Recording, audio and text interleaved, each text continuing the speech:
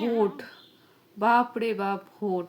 এবারে ওয়েস্ট বেঙ্গলের ভোটে যত দিন লেগে, মানে 23 তারিখ থেকে 4 তারিখ অবধি যেন মনে হচ্ছে একটা উৎসব পালন হয়ে গেছে। আমি জানি আমার সাথে অনেকেই একমত, লিটারালি একটা যেন উৎসব লেগেছে। কিন্তু এবারে আমি নির্বাচন কমিশনের ওপর প্রচণ্ড রেগে আছি, প্রচণ্ড রেগে আছি। যদিও নির্বাচন কমিশনের কোনো যায় আসে না আমি রেগে থাকি বা না রেগে থাকি, তবুও নির্বাচন কমিশনের উপর আমি সত্যি রেগে আছি। এবারে যখন আমি প্রথমবার একটা বিধানসভায় ভোট দিতে যাচ্ছিলাম, বিধানসভা নির্বাচনে আমার জীবনে প্রথম ভোট, প্রথমবার, আমার হয়তো আমার একার ভোটে নিশ্চয়ই নয়, কিন্তু প্রথমবার আমি ভোট দিতে যাচ্ছিলাম। এত শান্তিপূর্ণ কি করে ভোট হলো না, এত শান্তি। অন্য সময় ভোটে সবসময় খবরে এ দাঙ্গা লেগে গেছে, ওর গাড়িতে আগুন লুকিয়ে দিয়েছে, ওকে বোমা ফেলে দিয়েছে, ওর পিছনে চাকু ঢুকিয়ে দিয়েছে, ওকে গুলি মেরে দিয়েছে, এত কিছু শুনেছি, এত কিছু দেখেছি, মানে চোখ বড় বড় করে দেখেছি। আর এইবারে এত শান্তিপূর্ণ হয়ে গেল না। আপনাদের কি কোনো রকম কোনো লাল লজ্জা নেই? একবার তো যাদের কথা বলতে পারছেন না, যারা প্রথমবার ভোট দিয়েছে, প্রথমবার বিধানসভা ভোট দিয়েছে, প্রথমবার যারা 18 বছর হয়েছে তারা ভোট দিয়েছে, একবার আমাদের কথা মনে পড়লো না? আমরা একটু ড্রামা দেখতাম, জোকস আপার, কিন্তু তবুও এবারে কিন্তু সত্যি এত শান্তিপূর্ণ ভোট হয়েছে।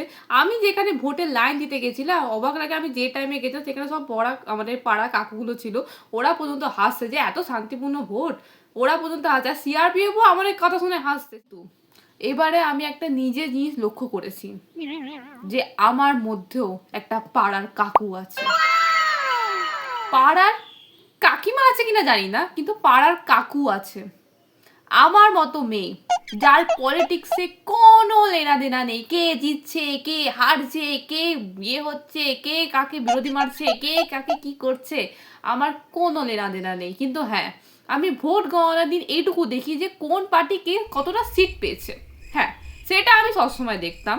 কিন্তু কারোর সাথে আলোচনা আমি জীবনে কোনোদিনও করিনি, জীবনে কোনোদিনও না।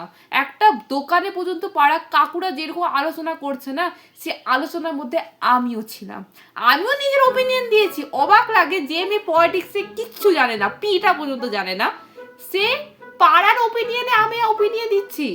বাহ, কি দারুণ! যে মেয়ে পিও জানে না, পলিটিক্সের পি জানে না, মানে বাংলায় প পর্যন্ত জানে না। ও, আমি নিজে পর্যন্ত, আমি নিজে সেই মেয়ে, আমি রিয়েলাইজ করলাম আমার মধ্যে একটা পাড়ার কাকু আছে।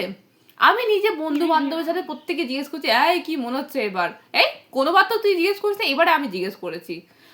আর সবাই যে যা নিজের নিজের বিয়ে দিচ্ছে, মানে নিজের নিজের ওপিনিয়ন দিচ্ছে কি যে এই জিতবে, ও জিতবে, সে জিতবে। যারা তৃণমূলের সাপোর্টার তারা তৃণমূলকে জেতার জন্য একটা পাগল, যারা বিজেপির সাপোর্টার বিজেপি জেতার জন্য পাগল। সরকার কি জন্য পতন হলো, সরকারের পতনের কারণ কি, সরকার কেন আবার কি উঠবে, কোন সরকার কি এসে কি করলো, সেটাতে আমার কোনো লেনা দেনা নেই। কিন্তু নিউ যে সরকার হচ্ছে তার কাছে একটাই আবেদন, যে তোমাকে যেই জন্য আনানো হয়েছে তুমি সেই কাজটা করো। আগের যারা, মানে আগে আমাদের যে টিএমসি সরকার ছিল তাদের কেন পতন হয়েছে তারা খুব ভালো করে জানে ওদের পতন কেন হয়েছে। আই থিঙ্ক ওদের পতনের কারণ 2011 সাল থেকে 2026 সালের 15 বছরের গতি নয়। আগে যদি 15 বছরের গতি হতো তাহলে উনি 2016 সালেই হারতেন, 2021 সালেই হারতেন, কিন্তু উনি হেরে 2024 সালেও হারতেন, 2014 সালেও হারতেন। এতগুলো ভোট হয়েছে কিন্তু তিনি তখন হারেননি, কিন্তু উনি আজকে হয়েছে 2026 সালে। দীঘার কিছু হয়েছে 2026 সালে, এমনকি 2024 থেকে 2026 সাল, আই থিঙ্ক এই 2 বছরই যথেষ্ট ছিল মানুষের রায় পরিবর্তন করার জন্য।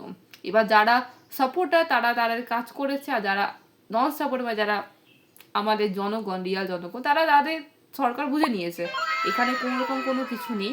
শুধু একটাই আবেদন এবার আমাদের পক্ষ থেকে, মানে অ্যাজ এ রিয়াল জনগণের পক্ষ থেকে, যাদের পলিটিক্সে কোনো রকম কোনো লেনা দেনা নেই, যে আপনারা যেটার জন্য আপনাদের আনানো হয়েছে আপনারা শুধুমাত্র সেই কাজটা করুন, যাতে ওয়েস্ট বেঙ্গলের অবস্থা, যেটা একটা টাইমে ওয়েস্ট বেঙ্গল আমাদের কাছে একটা প্রাউড স্টেট হিসেবে ছিল, মানে যখনই কেউ ওয়েস্ট বেঙ্গলের নাম শুনতো সেই একদম বলতো কি যে আরে this is the Bengal. But right now West Bengal মানে সবার কাছে হাসির মজাক।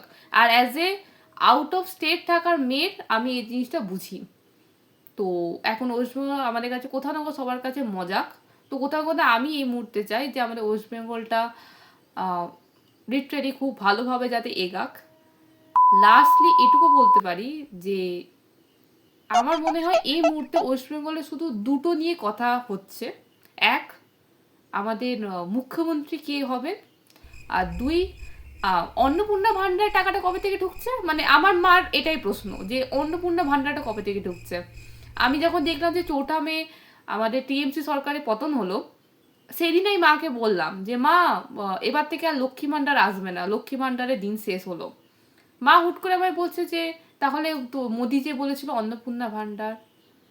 তো আমি বললাম যে ওয়াও, ব্রেন, মানে এই জিনিসটা আমার মাথা তো এখনো আসেনি। কারণ কি অবশ্যই একটা সরকার আসবে, নিয়ম নিয়মাবলী জারি হবে, একটু টাইম লাগতে পারে, নোটিশ, একটা সার্কুলার ফার্কুলার, এত কিছু ব্যাপার আছে। কিন্তু আমার মা একটা আলাদাই আশা নিয়ে বসে আছে। কিন্তু আমার মা নয়, আজকে আমার মার মতো প্রত্যেকটা ঘরের মহিলা যারা যা লক্ষ্মী ভান্ডার পেয়েছে, তারা প্রত্যেকটা ঘরে ঘরে হতে এটাই একটা আশা যে কবে থেকে অন্নপূর্ণা ভান্ডার ঢুকছে কোথাও না কোথাও। আর আমি যুবসাথী পাবলিক হয়তো এটা ভাবছি যে কবে থেকে আমাদের ঢুকবে আর কি।